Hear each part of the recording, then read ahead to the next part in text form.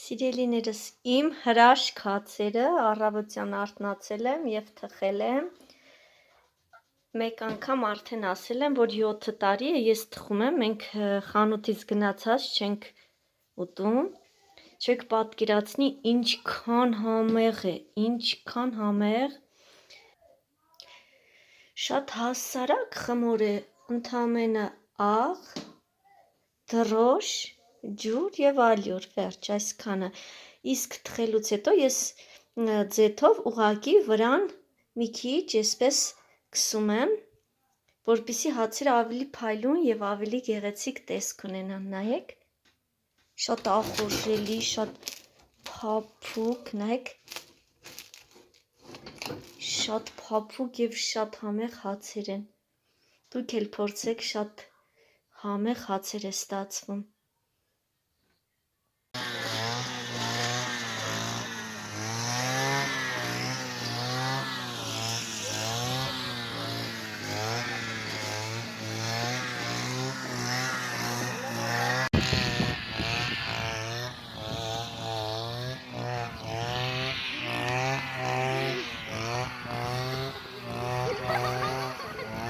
Ինչ եմ ուզում պատրաստել այսօր,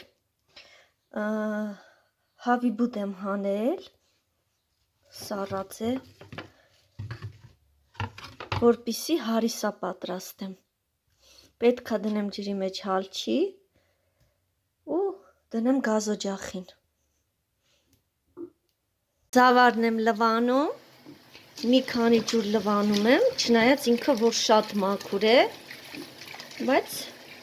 լավ լվանում եմ, ահա ինչպես տեսնում եք,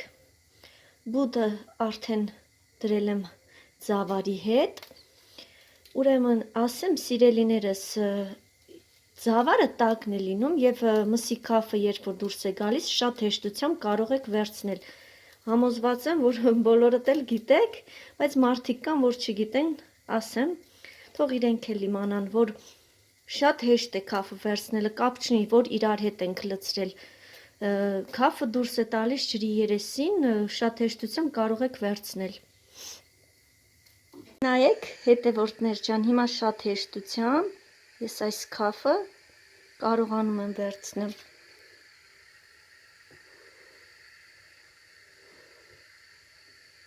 Ահա, շատ հեշտ կարողանում եմ վերցնել։